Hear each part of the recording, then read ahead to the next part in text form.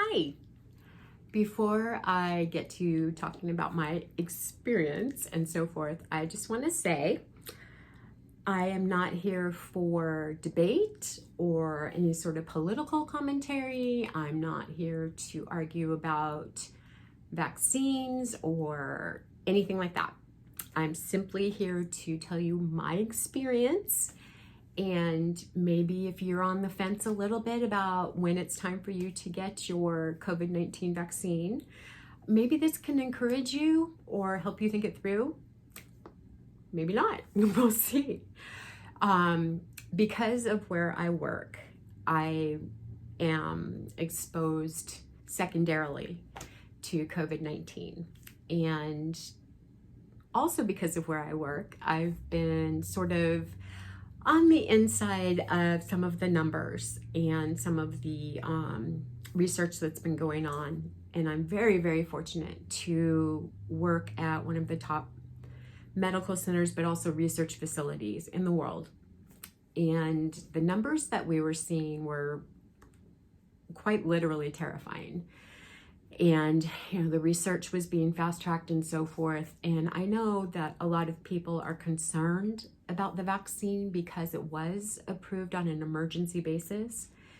And I think that people might mistake that for meaning that steps about safety were skipped and we don't know what the vaccine's going to do.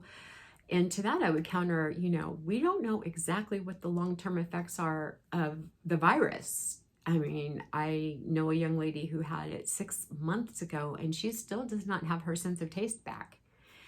And what we can say about the vaccine, at least, is we can look at things like the flu vaccine, okay? And we know long-term that the good that does outweighs any kind of bad, and really side effects to that happen more at like the injection site than anything going on with your body. So it's really interesting to me when people argue that point that we don't know what that's going to do. We don't know what the vaccine is going to do. Well, friends, we don't know what COVID is going to do long term. The thing that kind of scares me the most is when I'm looking at the percentages. We need to vaccinate between like 65 and 70% of our population in order to acquire herd immunity. And that's not happening because people are misinformed. And I just want to encourage anybody who's on the fence about taking the vaccine, look into it, read about it. There's no ingredients in there that are going to turn you into a zombie or anything like that, I promise. I can speak from firsthand experience. And that said, today I had my first shot. You do have to do it in 2 doses, and I have my second one already established and ready to go. They were incredibly well prepared. Everything was very, very sanitary. Everything was socially distanced except for when I had to actually get the shot. I may post some pictures later on social media. I don't know, but I was being a goober and holding the sign and like this and this and this, but we were all masked and so forth. And I was chit-chatting with the young woman who was completing or making sure my paperwork was all complete, and we were setting up my second appointment, things like that.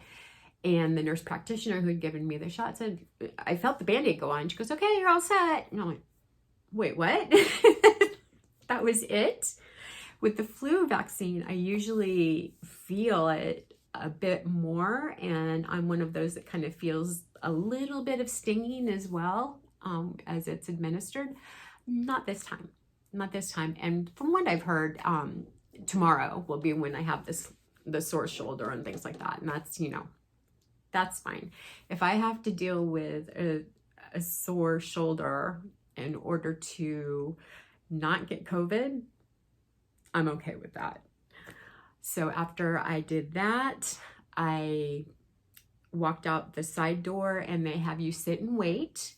About 15 minutes. I ended up leaving 2 minutes early because I had an appointment. But mainly just to make sure you don't have an immediate allergic reaction. They gave me